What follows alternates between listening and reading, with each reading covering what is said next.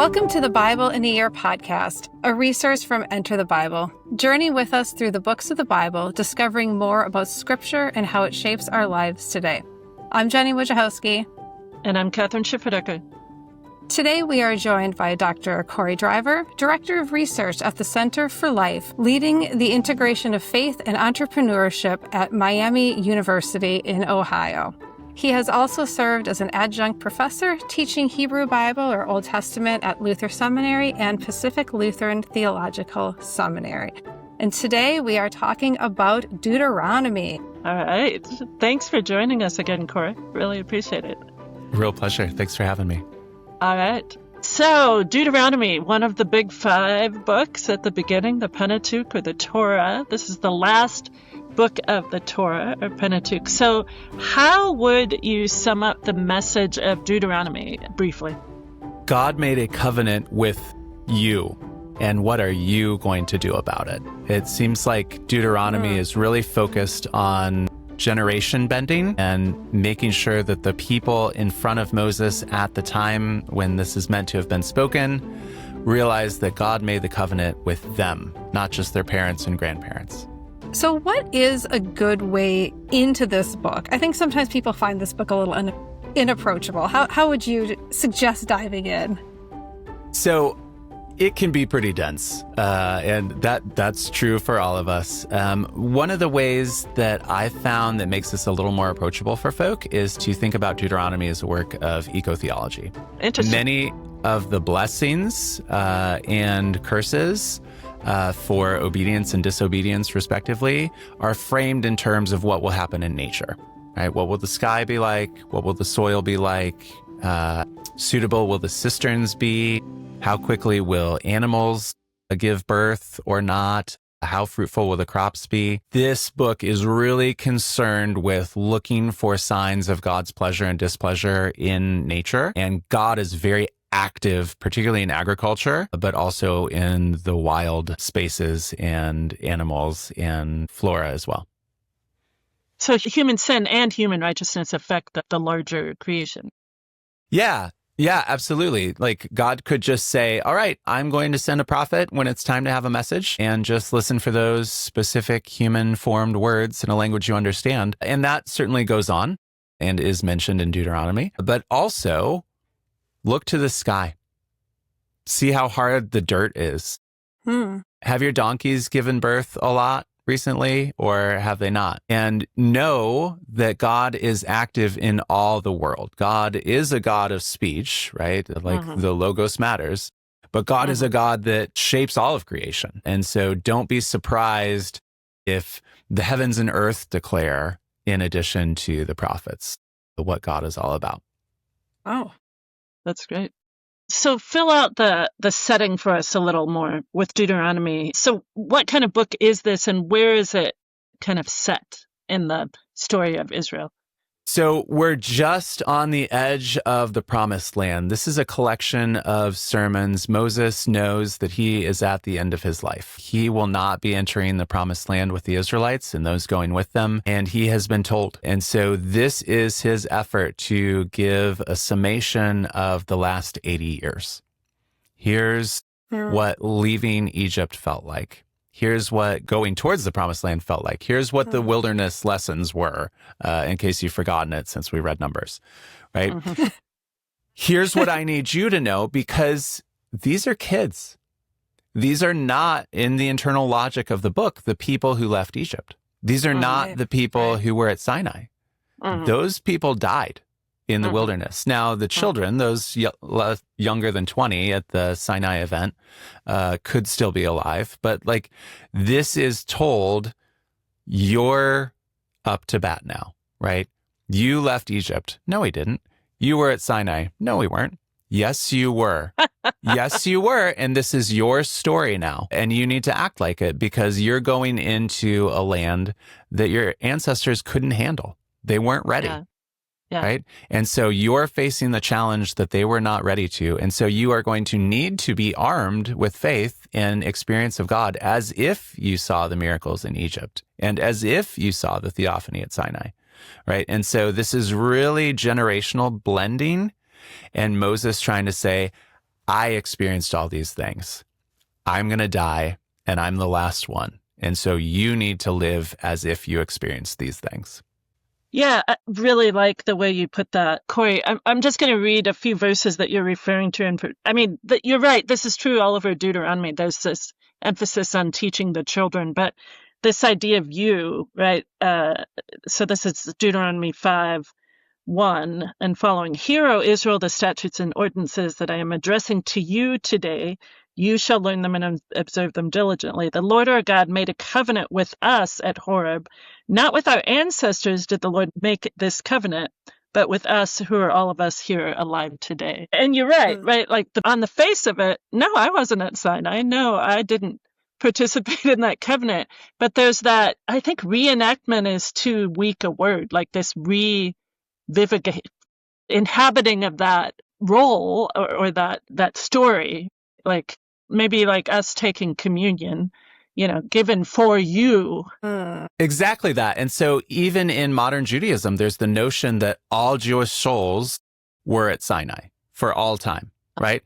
And so this is said when somebody converts into Judaism, like your soul was at Sinai, and maybe you didn't know that growing up, and maybe you weren't told that, but upon the completion of your conversion and becoming a daughter of Sarah or a son of Abraham, your soul was at Sinai, and now your body is caught up to your soul, right? That you were there. You were there, not with our ancestors, but with us in every generation.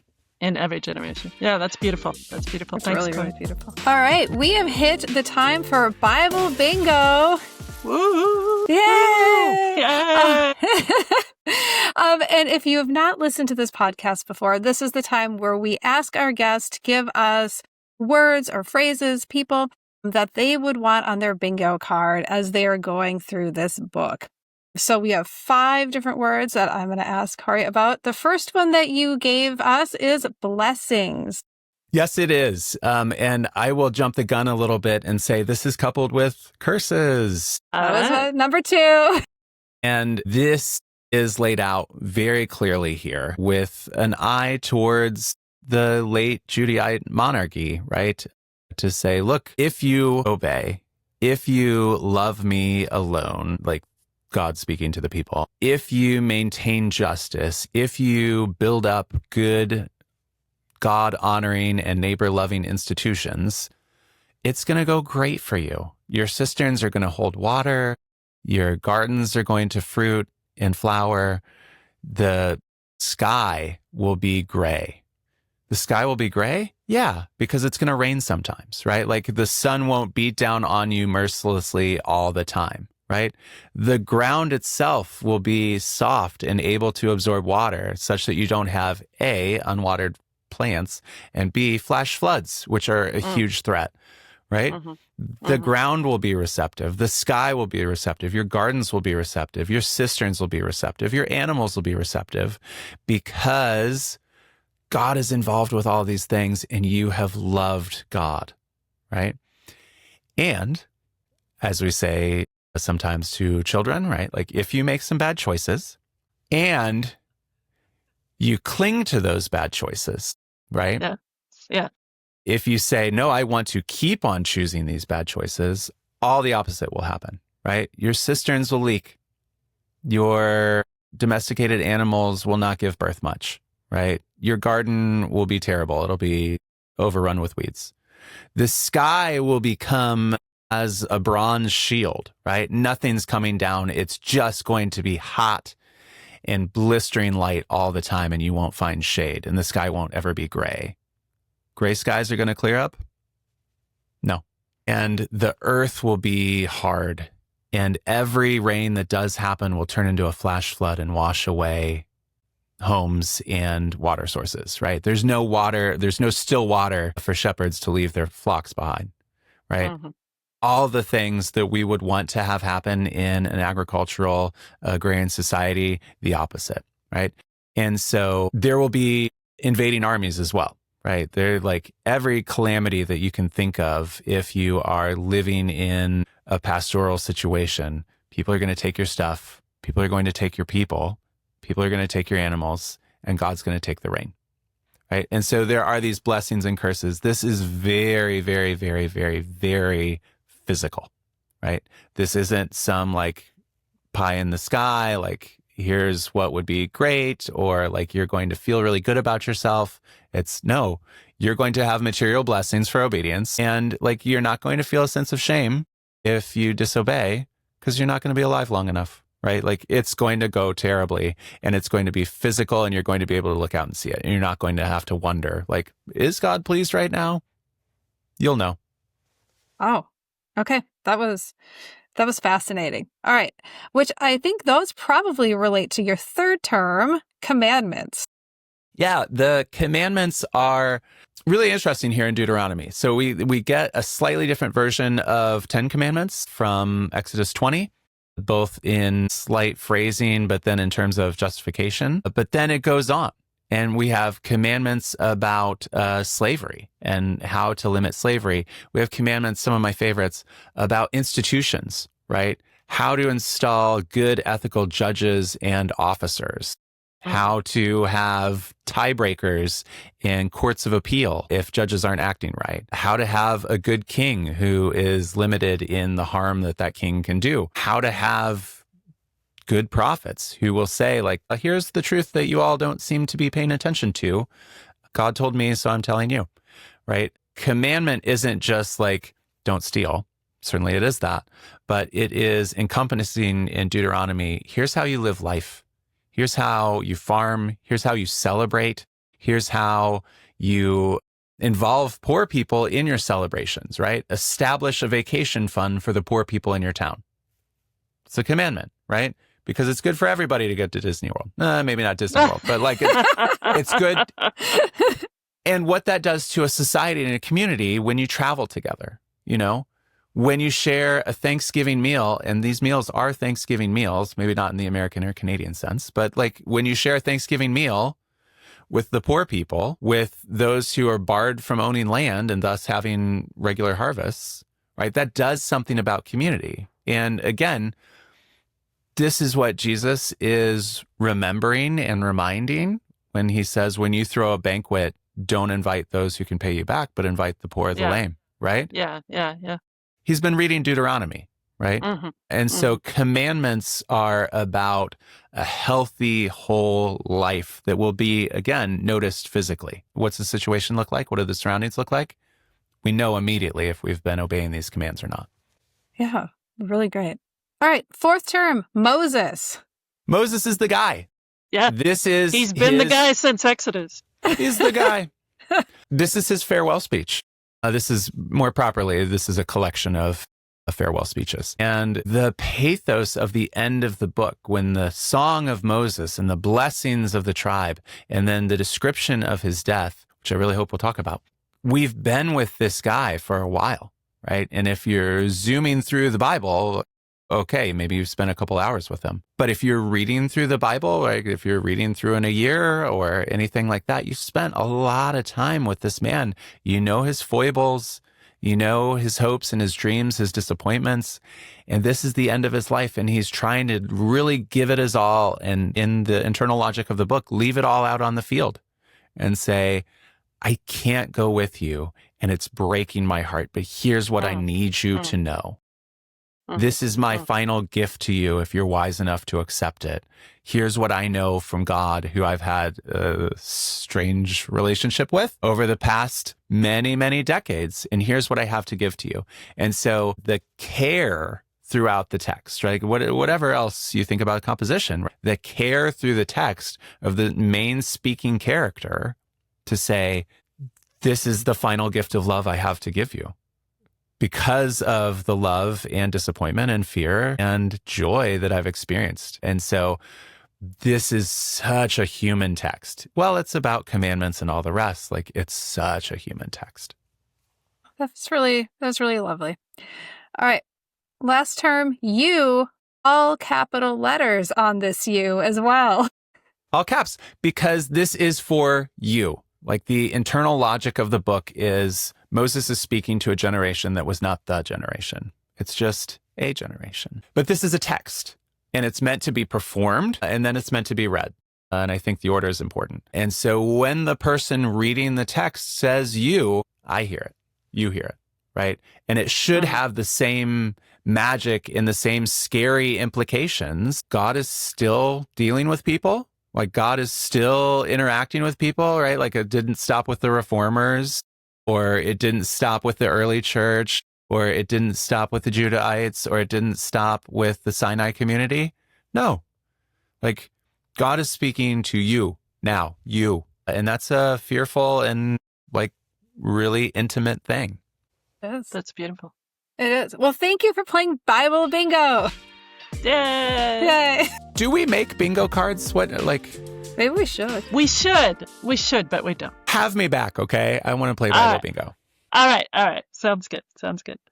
Moses would cover like 4 different squares, I think, in Bible bingo. Yeah. All right, so you've mentioned several passages and verses and such, but are there some that you'd like to talk about that you just can't leave the Book of Deuteronomy without talking about these passages? You have to get the Shema. Of course. Even Christians. So thinking about Deuteronomy 6, 4, and 5, the command, which Jesus, our guy, says is the greatest command in one formulation in Mark and another in Matthew, says, "O Israel, the Lord your God, the Lord is one. You shall love the Lord your God with all your heart, soul, and strength." And then sometimes adding mind. This is the animating center of Judaism, right? Yeah. Tabernacle or not, temple standing or not, diaspora or not, there is good news. There's a gospel to proclaim. And you shall hear the Lord, okay, your God. What? My God? Our God? Yes, is one, right? And there's any number of New Age interpretations of oneness and unity and indivisibility, or like wholly realized. Fine. Like, I love wordplay as much as the next person. Like, I love it as much as Wittgenstein. But the oneness is meant to be good news. You don't have an army of gods and goddesses that you have to please. This is not like fickle battle between, like, maybe this God likes my city-state now, but that God is against my city-state, right? Your God is one. And your God, to this point in the internal logic of the text, has lived among you, has been delighted to be seen by you every single day, and chose you out of love, right? This love is reciprocal, right? And so the commandment to love God is certainly covenantal faithfulness. Let's be honest, right? Like love as an act of a vassal to a suzerain. But it's also the mystical love that I've been reading about so much from Jenny, right? That is like this intimacy. God says in a couple chapters later in Deuteronomy 7, I didn't pick you because you're the greatest people or most numerous or strongest. I picked you because I love you and I'm committed to you, right? And so there is this sort of, okay, look, the wedding at Sinai was a long time ago. Numbers has happened and we're out of that post-honeymoon period, right? Yeah. This is, the kids are in the picture, right? Literally. And so what does love look like at this moment? And it looks like remembering and reaffirming covenantal faithfulness and deep, intimate love that is felt. So the Shema is meant to be a gospel, right? And so Christianity has sported and spouted all kinds of different creeds and formulations and statements of belief. For Jewish folk, really, this is enough, right? Yeah. There's lots of other books and things to be sure, but like this is the thing. Hear, remember, Israel, your God is one, and you will love that God. Why? Because God already loved you. Not because of who you are and what you can do, but because of like God just loves you. That's it. Yeah. Oh, wow. So why is it called the Shema? Maybe mention that. Yeah, it's the imperative. Listen, hear. Right? So Shema is a commandment, right? And so in the gospel phrasing, right, this is part of the commandment that Jesus names as the greatest commandment, right? Yeah. The commandment is to hear and love. This isn't the podcast for it, but I love my wife's voice, right? I love my wife's voice. She's an incredible singer, and she sings to our kids, and they just squeal with delight. And if ever something was going wrong, right, like I could just hear my wife's voice, and I would remember, I'm crazy about this woman, right? And so there's this connection between hearing, remembering, and then like feeling. The commandment is to do what should come pretty natural when you remember like the other part of this relationship. That's beautiful. Yeah. Thanks, Cory. That is really beautiful. What other passages? You said you definitely wanted to get to the passage about the death of Moses, but if there's others before that. Let's go there.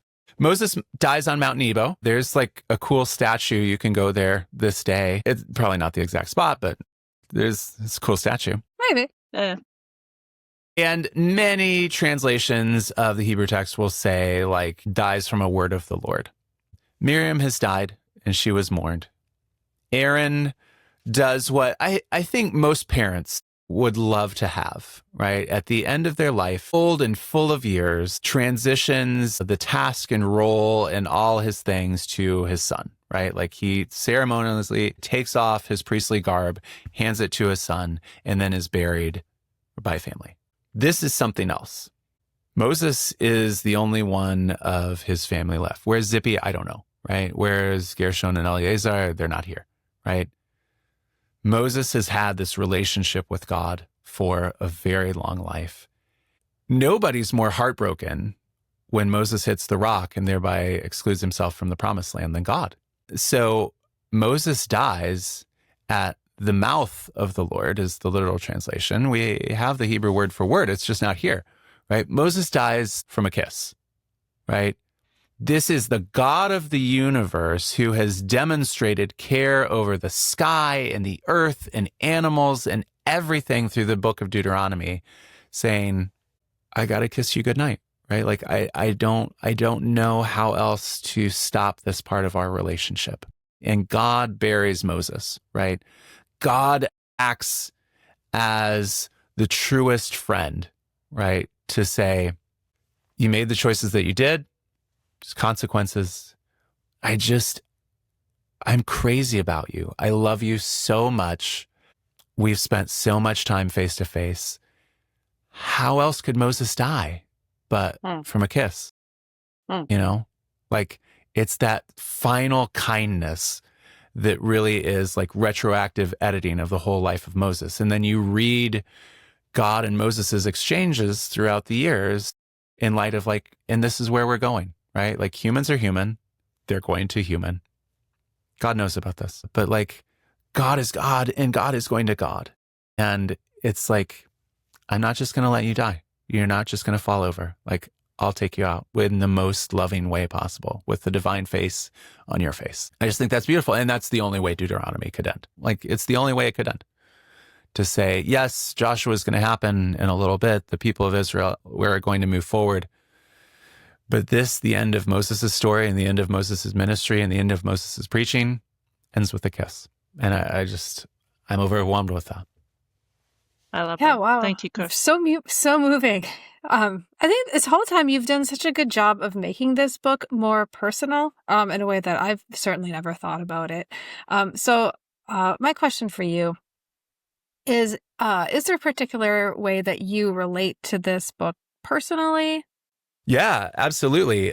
So this summer, I was a short-term interim for a congregation of the ELCA, and it was in large part an older congregation, as many of ours are. And there was all this thought about, well, how do we bring in the next generation?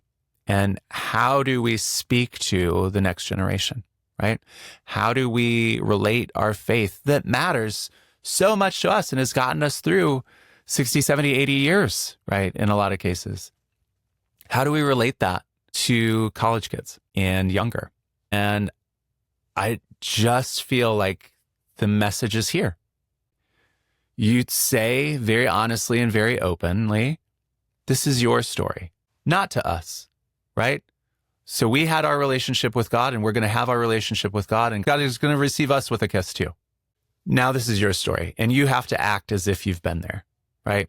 You have to act as if you've been there. You know, my college campus that I teach at was very important in forming the freedom riders who were working for the civil rights movement, right?